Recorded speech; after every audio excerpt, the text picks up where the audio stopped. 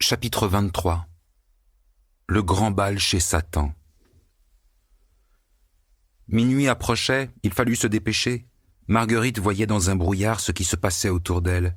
Elle se souvint des bougies et d'un bassin de pierres précieuses. Quand Marguerite se retrouva au fond de ce bassin, Ella et Natacha, qui lui servaient d'assistantes, versèrent sur Marguerite une espèce de liquide chaud, visqueux et rouge.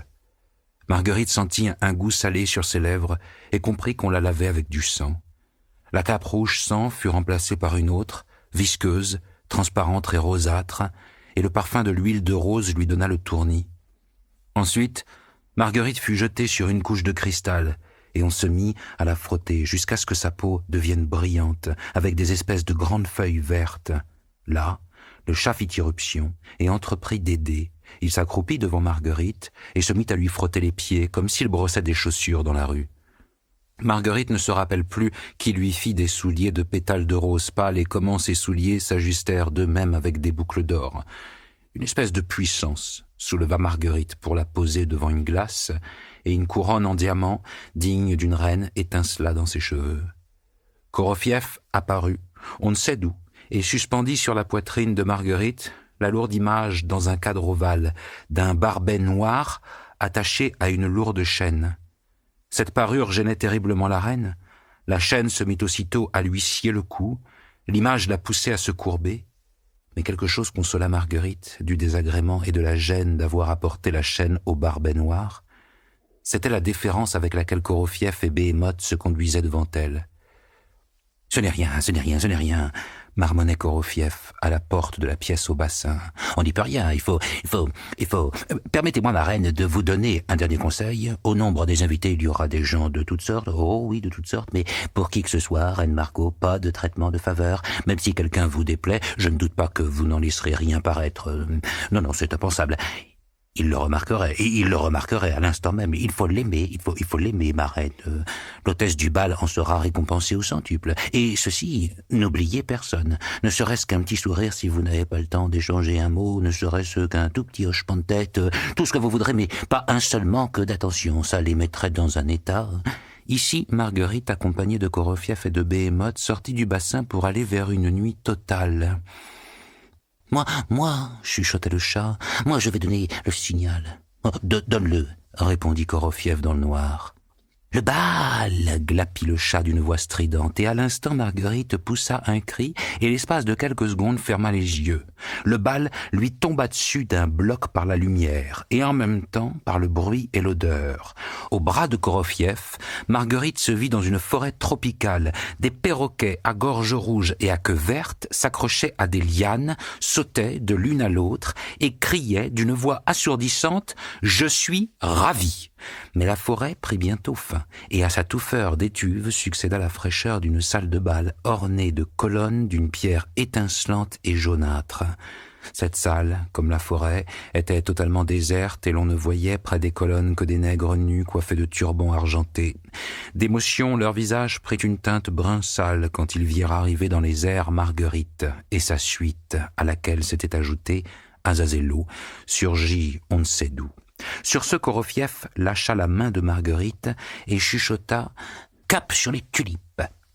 Un petit mur de tulipes blanches jaillit devant Marguerite, et elle découvrit derrière lui d'innombrables lampes surmontées d'abat-jour, avec à l'avant les poitrines blanches et les épaules noires de porteurs de frac.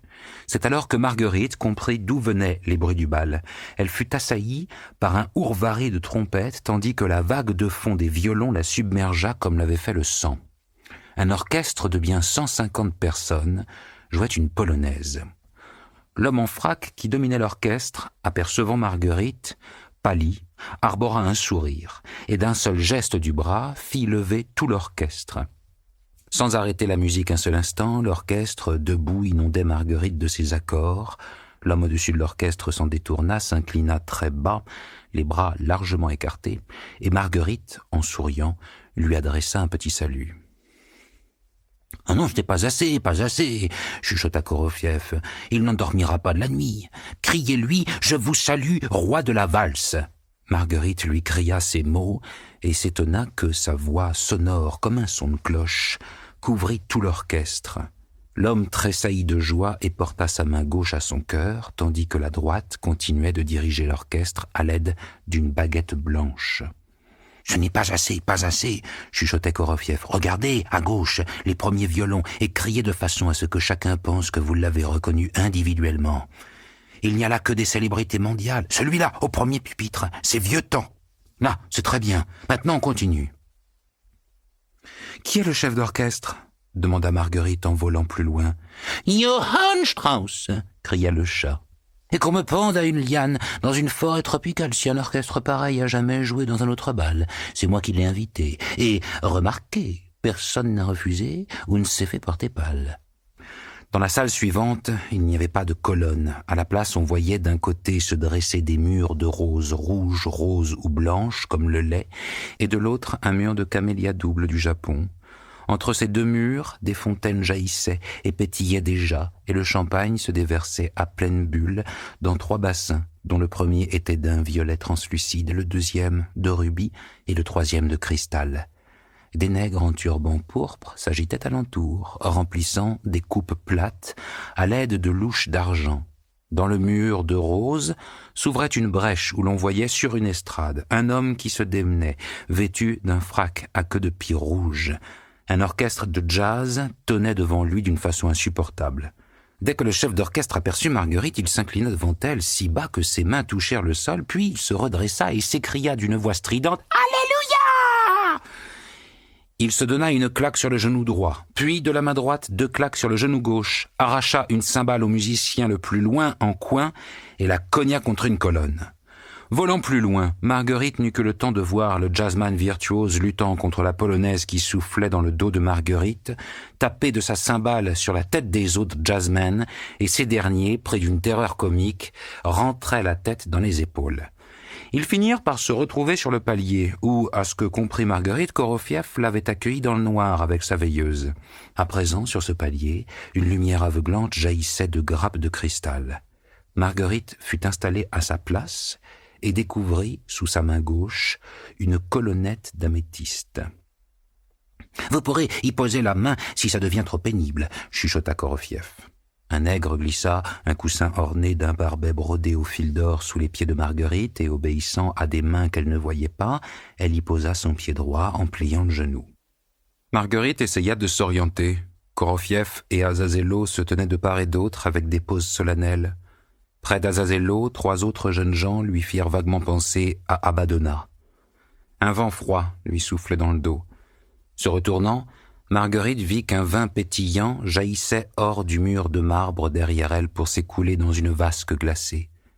Contre son pied gauche, elle sentit quelque chose de tiède et de velu. C'était Behemoth. Marguerite se trouvait sur une hauteur et un escalier grandiose couvert d'un tapis s'ouvrait à ses pieds. En bas, si loin que Marguerite eut l'impression de regarder à l'envers dans des jumelles, elle découvrit un vestibule immense avec une cheminée tout à fait incommensurable dont la mâchoire noire et glaciale pouvait sans peine avaler un camion de 5 tonnes. Le vestibule et l'escalier, inondés de lumière au point de faire mal aux yeux, restaient vides. Les trompettes ne parvenaient à présent à Marguerite que de loin. Une bonne minute s'écoula ainsi dans l'immobilité. « Où sont donc les invités ?» demanda Marguerite à Korofiev. « Ils arrivent, ma reine, ils arrivent, ils seront là. Ce n'est pas ça qui va manquer. Je vous jure, je préférerais fendre des bûches qu'être là à les recevoir sur cette estrade. »« Tu parles, fendre les bûches, » répliqua le chat volubile. « Moi, je préférerais être receveur dans un tramway parce que, comme travail, il n'y a pas pire au monde. »« Tout doit être prêt à l'avance, ma reine. » déclara Korofiev, dont l'œil miroitait derrière son monocle cassé. « Il n'y a rien de plus écœurant que de voir le premier invité rester à ne savoir où se mettre pendant que sa légitime, en mégère qu'elle est, l'agonie à voix basse parce qu'ils sont arrivés avant tout le monde. Ces balles-là, ma reine, ils sont bons à jeter aux ordures. »« Absolument, aux ordures, » confirma le chat. « Plus que 10 secondes avant minuit, » ajouta Korofiev. « Ça commence tout de suite. » Ces 10 secondes parurent extrêmement longues à Marguerite.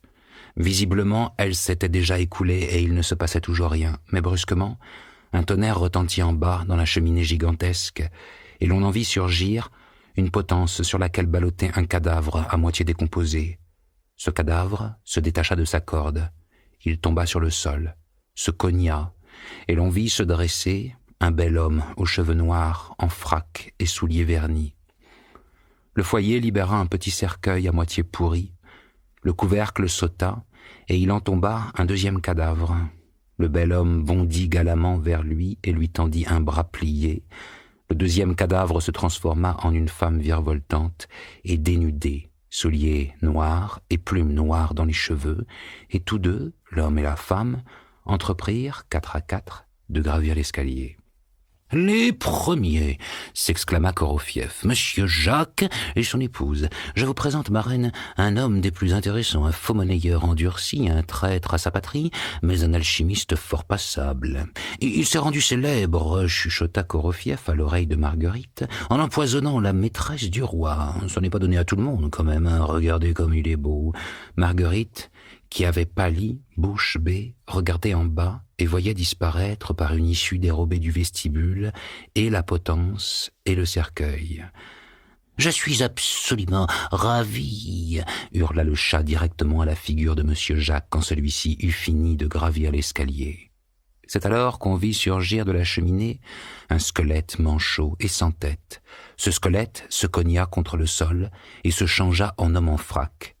L'épouse de monsieur Jacques mettait déjà un genou à terre devant Marguerite et, pâle d'émotion, lui baisait le genou. « Ma reine !» balbutia l'épouse de monsieur Jacques. « La reine est absolument ravie !» cria Korofief. « Ma reine !» dit tout bas le beau monsieur Jacques. « Nous sommes ravis !» hurla le chat. Les jeunes compagnons d'Azazello, affichant des sourires sans vie, mais aimables, poussaient déjà de côté monsieur Jacques et son épouse vers les coupes de champagne que présentaient les nègres. Un petit frac solitaire grimpait les marches au pas de course. « Le comte Robert, chuchota Korofief à Marguerite, est toujours aussi intéressant. Remarquez comme c'est drôle, ma reine. C'est le contraire. Lui, il était l'amant de la reine, et c'est son épouse qui l'a empoisonné. »« Nous sommes enchantés !» s'écria Béhémoth. 3 cercueils tombèrent à la suite dans la cheminée, éclatant et se disloquant. Ensuite de quoi, ce fut un être en cape noire, auquel celui qui surgit après lui hors de la gueule noire planta un poignard dans le dos. On entendit en bas un cri étouffé. Un cadavre presque entièrement décomposé bondit hors de la cheminée. Marguerite plissa les yeux tandis qu'une main plaçait sous son nez un flacon de sel. Marguerite eut l'impression que c'était la main de Natacha. L'escalier se remplit. À présent, elle découvrait, sur chaque marche, des porteurs de frac qui, de loin, paraissaient tous semblables, accompagnés de femmes dénudées qui ne se distinguaient, quant à elles, que par les souliers et la couleur des plumes qu'elles avaient dans les cheveux. Marguerite vit s'approcher d'elle en boitillant, le pied gauche chaussé d'un étrange soulier de bois, une dame aux yeux baissés à la façon d'une nonne, toute maigre, humble et portant une espèce de bandeau vert autour du cou. « Qui est la verte ?» demanda machinalement Marguerite. « Une dame des plus charmantes et des plus avisées, » chuchota Korofief. « Je vous la recommande, Madame Tofana. Elle a été extrêmement populaire parmi les belles napolitaines, de même que les palermitaines, et surtout celles qui en avaient assez de leur mari, parce que ça arrive, n'est-ce pas, ma reine, qu'on en ait assez de son mari ?»« Oui, » répondit Marguerite, d'une voix sourde, tout en souriant à 2 porteurs de frac qui, l'un après l'autre, s'inclinaient devant elle, lui baisant le genou et la main. « Et donc, reprit Korofief, trouvant le moyen de chuchoter à l'oreille de Marguerite tout en criant « Duc, une coupe de champagne ! Je suis ravi. » Eh oui, donc Madame Tofana se mettait à la place de ces pauvres femmes et leur vendait des petits flacons d'eau. La femme versait cette eau dans la soupe de son mari, le mari la mangeait, remerciait pour l'attention et se sentait le mieux du monde. Certes, quelques heures plus tard, il avait soudain très soif, ensuite il se mettait au lit et le lendemain, la belle napolitaine qui avait servi la soupe à son mari était libre comme un vent printanier. « Et qu'est-ce qu'elle a à la jambe ?» demanda Marguerite sans cesser de tendre la main aux invités qui avaient dépassé la clopinante Madame Tofana. « Et pourquoi ce verre autour du cou? Il est flétri, son cou ?»« Je suis ravi, prince, » criait Korofiev, et en même temps il chuchotait à Marguerite « Il est parfait son coup, mais elle a eu un ennui en prison. Ce qu'elle a sur la jambe, ma reine, c'est un brodequin, et ce ruban, voilà d'où il vient. Quand les geôliers ont appris que c'était 500 époux malchanceux qui avaient quitté Naples et Palerme à jamais, ils se sont échauffés et ils ont étouffé Madame Tofana dans sa prison. » « Comme je suis heureuse, ô reine noire, d'avoir le suprême honneur, » murmura Madame Tofana d'une voix de nonne en essayant de fléchir le genou. Le brodequin la gênait. Korofiev et Béhémoth l'aidèrent à se relever. « Je suis enchantée, » lui dit Marguerite, tout en tendant sa main à d'autres invités. À présent, c'était un flot qui remontait les marches. Marguerite avait cessé de voir ce qui se passait dans le vestibule. Elle levait et baissait la main mécaniquement et avec le même rictus souriait aux invités. L'air de l'estrade était empli de la rumeur des salles de bal que Marguerite avait quittées. La musique roulait comme un océan. « Oh, celle-là, en revanche, c'est une raseuse !» reprit Korofiev qui, loin de chuchoter, parlait d'une voix sonore, sachant qu'on ne pourrait pas l'entendre dans le brouhaha des voix. « Elle adore les bals, elle rêve toujours de se plaindre de son mouchoir. » Marguerite aperçut dans la foule qui montait celle que lui indiquait Korofiev. C'était une jeune femme d'une vingtaine d'années, au corps d'une beauté extraordinaire, mais aux yeux inquiets et insistants. « Quel mouchoir ?» demanda Marguerite. « On lui a assigné une camériste, » expliqua Korofiev, « et ça fait 30 ans qu'elle lui pose un mouchoir sur la table de chevet. Elle se réveille et le mouchoir est là.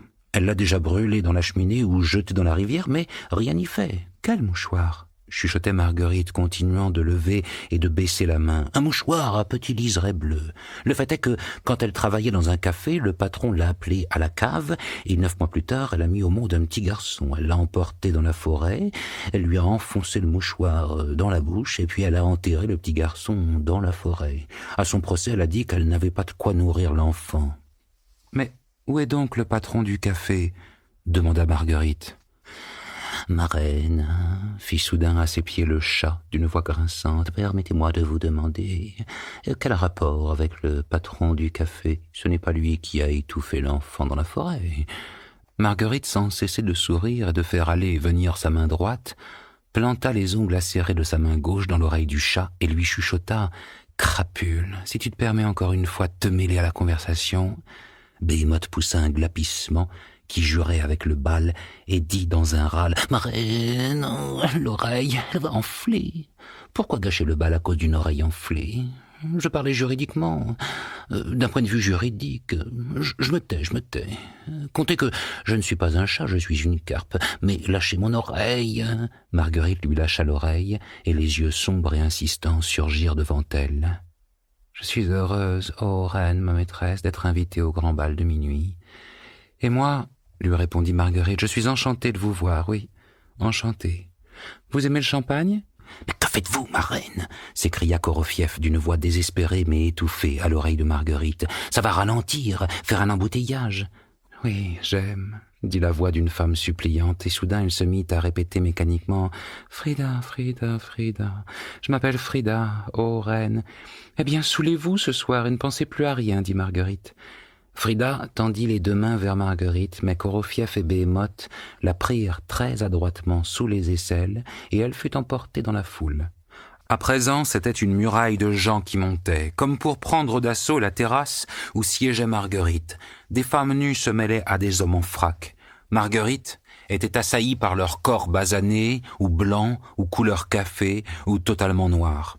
Dans les cheveux roux, noirs, châtains ou blonds comme le lin, des pierres précieuses sous l'averse de lumière jouaient, dansaient, jetaient des étincelles. Et c'était comme si une main invisible aspergeait de gouttelettes de lumière la colonne des hommes qui montaient à l'assaut. Depuis les poitrines, des boutons de diamants laissaient jaillir leurs embruns de lumière. À présent, c'était de seconde en seconde que Marguerite sentait le contact des lèvres sur son genou. À chaque seconde qu'elle tendait sa main à baiser et son visage s'était figé sur un masque d'amabilité souriante. « Je suis ravi » chantait Korofiev du même ton monotone. « Nous sommes ravis, la reine est ravie. »« La reine est ravie » nasillait derrière elle Azazello. « Je suis ravi » s'écriait le chat. « La marquise » marmonnait Korofiev. « Elle a empoisonné son père, ses 2 frères et ses 2 sœurs pour l'héritage. » La reine est ravie.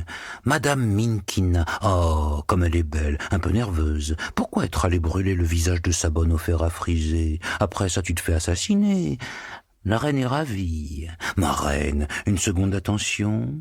L'empereur Rodolphe, mage et alchimiste. Encore un alchimiste. Il a été pendu. Ah, et la voilà, elle aussi. Oh, quelle merveilleuse maison close elle tenait à Strasbourg. Nous sommes ravis. Une couturière de Moscou, nous l'aimons tous pour son imagination débordante. Elle tenait un atelier, elle a inventé un truc mais d'une drôlerie. Elle a percé 2 petits trous ronds dans le mur. « Et les dames ne savaient pas ?» demanda Marguerite. « Elles savaient toutes, ma reine, » répondit Korofiev. « Je suis ravi. Ce petit gars de 20 ans s'est distingué depuis sa tendre enfance par des fantaisies étranges, un rêveur et un original. Une jeune fille est tombée amoureuse de lui, et lui, vlan, il l'a vendue à une maison close. » Un fleuve montait vers Marguerite, un fleuve dont on ne voyait pas la fin. Sa source, la cheminée gigantesque, continuait de l'alimenter. Une heure passa ainsi, une autre commença. Là, Marguerite remarqua que sa chaîne était plus lourde. Il arriva aussi quelque chose à sa main. À présent, au moment de la lever, Marguerite se voyait forcée de grimacer. Les remarques captivantes de Korofiev avaient cessé d'occuper Marguerite. Les yeux bridés, mongols, les visages blancs, les visages noirs lui étaient devenus indifférents. Ils se fondaient parfois, et l'air entre eux, allez savoir pourquoi, se mettait à trembler et ruisseler. Une douleur aiguë comme celle d'une aiguille perçait la main droite de Marguerite, et serrant les dents, elle posa son coude sur le chevet. Une espèce de froissement, comme d'aile, le long d'un mur, lui parvenait à présent à l'arrière en provenance de la salle. Il était clair que des foules incroyables étaient en train d'y danser, et Marguerite avait l'impression que même ces planchers massifs, revêtus de marbre, de mosaïque ou de cristal, vibraient en cadence dans cette salle incroyable. Ni Caius César Caligula, ni Messaline ne parvenaient plus à intéresser Marguerite, pas plus que ne l'intéressa aucun des rois, des ducs, des cavaliers, des suicidés, des empoisonneuses, des pendus, des maquerelles, des geôliers, des tricheurs, des bourreaux, des mouchards, des traîtres, des fous, des enquêteurs, des débauchés. Tous leurs noms se mélangeaient dans sa tête, les visages se fondaient en un gigantesque magma, et le seul visage qui surnagea comme une torture dans sa mémoire, encadré par une barbe, qui réellement était de flamme, fut celui de Maliuta Skouratov. Les jambes de Marguerite se dérobaient, elle craignait à chaque instant de fondre en larmes. C'était son genou droit, celui qu'on embrassait, qui lui faisait le plus mal. Il avait enflé, sa peau avait bleui, même si, à plusieurs reprises, la main de Natacha s'était glissée près de ce genou pour le masser avec une substance aromatique. Au bout de la 3e heure, Marguerite jeta vers le bas un regard complètement désespéré et tressaillit de joie. Le flot se tarissait. « Les lois de l'accueil au bal sont immuables, ma reine, » chuchotait Korofiev. « La vague commence à décroître. Oh, je vous jure que nous endurons les dernières minutes. Voilà une troupe de débauchés du Brocken. Ils arrivent toujours en dernier. Eh oui, c'est eux. 2 vampires éméchés, c'est tout. Ah non, en voilà encore un. Non, 2. » Les 2 derniers invités gravissaient l'escalier. « Celui-là, je ne sais pas. Oh, c'est un nouveau, » disait Korofiev, plissant l'œil derrière son pince-nez. Ah oui, Azazello lui avait rendu visite un jour et, en prenant un petit cognac, il lui avait soufflé le moyen de se défaire d'un homme dont il avait une peur terrible qu'il le démasque, et donc il avait ordonné à cette personne, qui dépendait de lui, d'asperger de poison les murs du bureau de cet homme. « Comment s'appelle-t-il » demanda Marguerite. « Ma foi, je ne le sais pas encore moi-même, » répondit Korofiev. « Il faut demander à Azazello. »« Et qui est avec lui ?» « Mais c'est son subordonné qui a eu le plus de zèle. Je suis ravi, » cria Korofiev aux 2 derniers. L'escalier était vide. Par prudence, on attendit encore un peu, mais plus personne ne sortait de la cheminée. Une seconde plus tard, sans comprendre comment cela s'était produit, Marguerite se trouva dans la même pièce au bassin, et là, fondant soudain en larmes, tant elle avait mal au bras et à la jambe, elle s'effondra sur le sol. Mais Ella et Natacha l'entraînèrent à nouveau sous la douche de sang, tout en la consolant et la massant des pieds à la tête une nouvelle fois, et Marguerite, une fois encore, se sentit revivre. « Encore, ô ma reine Margot » chuchota Korofiev qui avait ressurgi près d'elle. « Il faut survoler toutes les salles pour que nos honorables invités ne se sentent pas abandonnés. » Et Marguerite s'envola à nouveau de la pièce au bassin. Sur l'estrade aux Tulipes, où avait joué l'orchestre du roi de la valse, se démenait à présent un jazz band de singes. Un gorille gigantesque à favori hirsute, une trompette à la main, dirigeait dansautant à pas lourds. Une rangée d'orangs-outans assis soufflait dans des trompettes étincelantes. De joyeux chimpanzés avaient grimpé sur leurs épaules avec leurs accordéons. 2 babouins à crinière de lion tapaient sur des pianos dont le son était inaudible dans le tintamarre, la stridence et le grondement des saxophones, des violons et des grosses caisses tenues par des gibbons, des mandrilles et des cercopithèques. Sur le sol de verre, des couples innombrables qui s'étaient comme fondus, stupéfiants par l'agilité et la pureté de leurs mouvements, tournoyaient dans le même sens et avançaient comme un mur, menaçant de tout balayer sur leur passage. Des papillons de satin vivants voletaient entre les hordes de danseurs, des fleurs tombaient des plafonds. Sur les chapiteaux des colonnes, quand l'électricité s'éteignait, on voyait s'allumer des myriades de lucioles et des phosphorescences de marais flottaient dans l'air. Ensuite, Marguerite se retrouva dans un bassin d'une dimension monstrueuse, entouré par une colonnade. Un gigantesque Neptune noir y crachait à pleine bouche un large jet rose. Ce bassin répandait une odeur grisante de champagne. Là, régnait une gaieté sans contrainte. Les dames, en riant, se débarrassaient de leurs souliers, confiaient leurs sacs à main à leurs cavaliers et aux nègres qui couraient, portant des draps de bain et à grands cris, les bras tendus, elles plongeaient dans le bassin. Des colonnes d'écume jaillissaient au plafond. Le fond de cristal du bassin était éclairé par une lumière qui traversait toute la masse du vin et dessinait le corps argenté des nageuses. Celles-ci sortaient du bassin totalement ivres, les rires tintaient sous les colonnes et tonnaient comme dans des bains publics. De tout ce charivari, Marguerite ne garda en mémoire que le visage d'une seule femme, un visage totalement ivre, au regard hébété et pourtant suppliant, et elle se souvint d'un mot, Frida. Marguerite sentait que sa tête se mettait à tourner sous les effluves de vin, et elle voulait partir, mais le chat fit dans le bassin un tour de sa façon qui la retarda. Il se mit à jouer les sorciers sur la mâchoire de Neptune, et aussitôt, la masse écumante, grondante et mousseuse du champagne disparut du bassin, tandis que Neptune vomissait une vague de couleur jaune sombre, sans mousse ni bulle. Les dames, piaillant et lançant des cris stridents, « Du cognac !» se précipitèrent des bords du bassin derrière les colonnes. Quelques secondes plus tard, le bassin était plein et le chat, sur un triple saut périlleux dans les airs, se précipita dans les vagues de cognac. Quand il ressortit, soufflant, la cravate en haillons, il avait perdu l'or de ses moustaches et ses jumelles. L'exemple de Behemoth ne fut suivi que par une seule dame, cette fameuse couturière et son cavalier, un jeune mulâtre inconnu. Ils se jetèrent ensemble dans le cognac, mais là, Korofief saisit Marguerite par le bras et ils laissèrent les baigneurs. Marguerite eut l'impression qu'elle survolait un endroit où elle voyait, dans d'immenses étangs de pierre, des montagnes d'huîtres. Ensuite, elle survola un sol de verre qui laissait voir des fours infernaux brûlant à pleine puissance et des cuisiniers démoniaques tout de blanc vêtus et qui se démenaient en courant de l'un à l'autre. Ensuite, elle ne savait plus où, sans trop rien distinguer, elle vit des caves sombres où brûlaient, elle ne savait quelle torche, et des filles y servaient de la viande qui grésillait sur des charbons ardents, et l'on vidait à sa santé de larges coupes.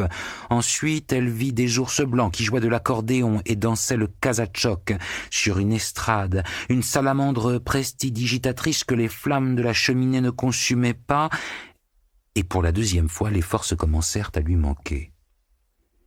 « Un dernier tour !» lui chuchota Korofief d'un air soucieux, « et nous sommes libres. » Escortée de Korofief, elle se retrouva dans une salle de bal, mais à présent, on n'y dansait plus. Les invités en foule innombrable se pressaient entre les colonnes, laissant libre le centre de la salle. Marguerite ne se rappelait plus qui l'aida à monter sur un piédestal surgi au milieu de cet espace laissé vide. Elle y monta, et fut surprise d'entendre, au loin, quelque part, les 12 coups de minuit, alors qu'elle estimait que minuit était passé depuis une éternité. Au dernier coup, qui sonnait on ne savait où, le silence tomba sur la foule des invités. C'est alors que Marguerite revit Volande. Il s'avançait entouré d'Abaddona, d'Azazello et de quelques autres, noirs et jeunes, qui ressemblaient à Abaddona. Marguerite vit qu'à côté de son piédestal, à elle, On en avait préparé un autre pour Volande, mais il ne l'utilisa pas.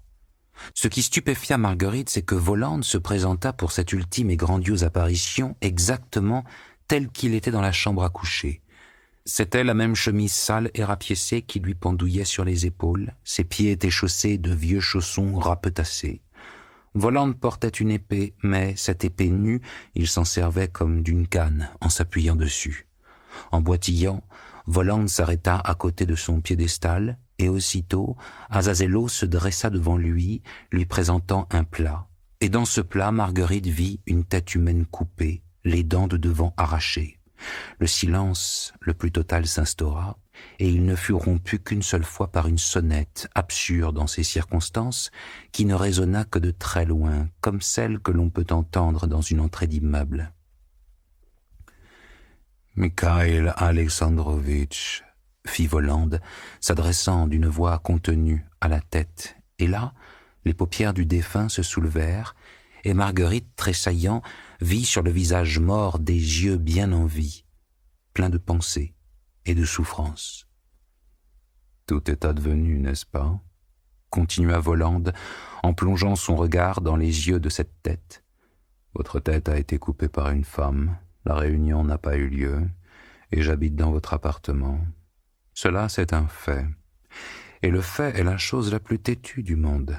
Mais à présent, ce qui nous intéresse est ce qui va suivre, et non ce fait qui a déjà eu lieu. Vous avez toujours professé avec ardeur qu'une fois que la tête est coupée, la vie s'arrête dans l'homme. Il se transforme en cendre et s'en va dans le néant.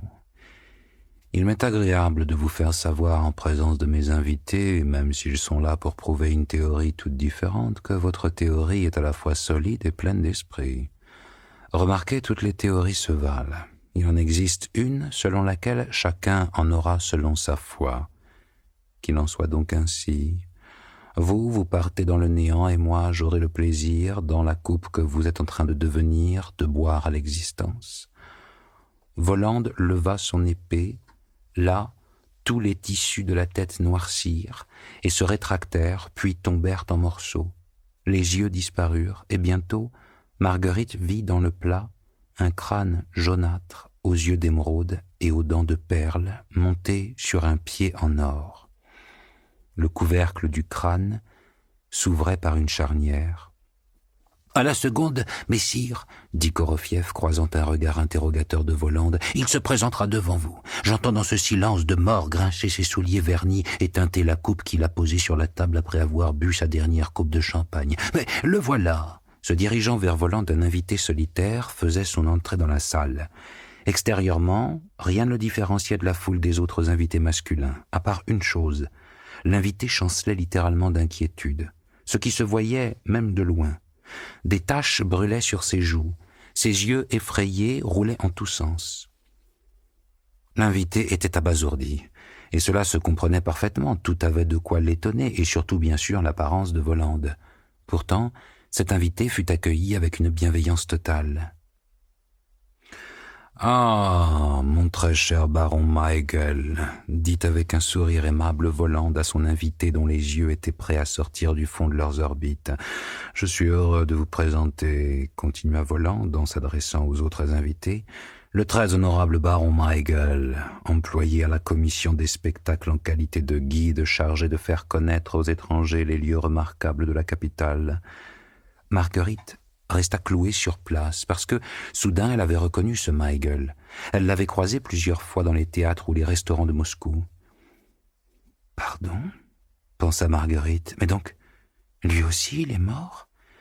Mais l'affaire s'expliqua sur le champ.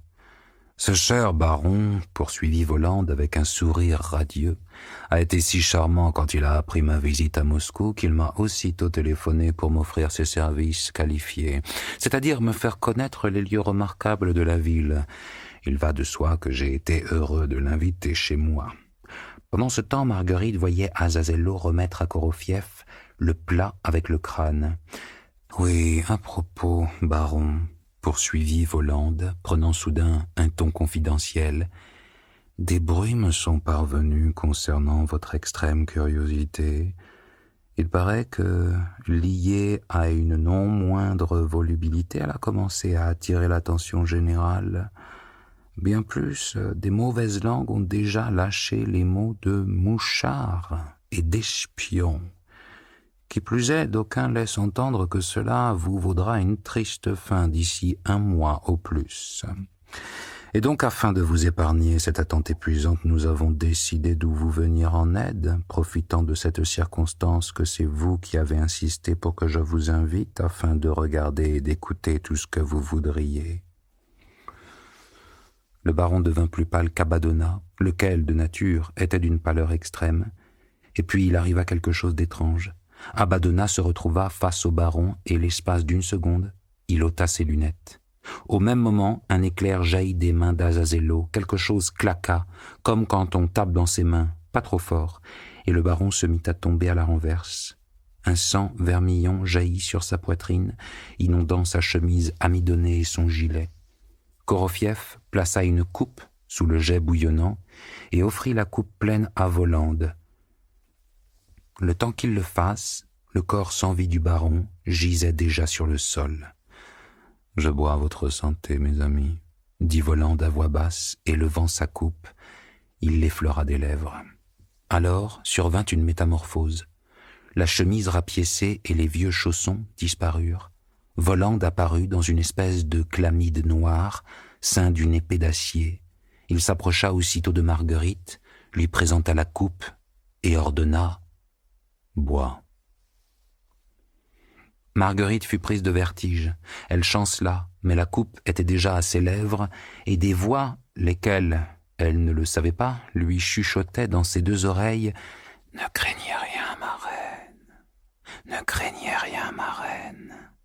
Le sang est retourné à la terre depuis longtemps, et là où il a coulé poussent déjà des vignes. » Marguerite, sans ouvrir les yeux, lampa une gorgée, et sentit un courant suave lui parcourir les veines. Ses oreilles se mirent à tinter. Elle crut entendre crier des coqs assourdissants, jouer loin quelque part une marche. Les foules d'invités se mirent à perdre tout visage. Les porteurs de fracs et les femmes tombèrent en poussière. Une odeur de décomposition envahit la salle sous les yeux de Marguerite, puis ce fut une odeur de caveau. Les colonnes s'effondrèrent. Les feux s'éteignirent, tout se ratatina. Il n'y eut plus ni fontaine, ni tulipe, ni camélia. Il n'y eut plus que ce qu'il y avait avant, le modeste salon de la joaillère, et un rayon de lumière filtrant par une porte entrebâillée. Et Marguerite franchit cette porte entrebâillée.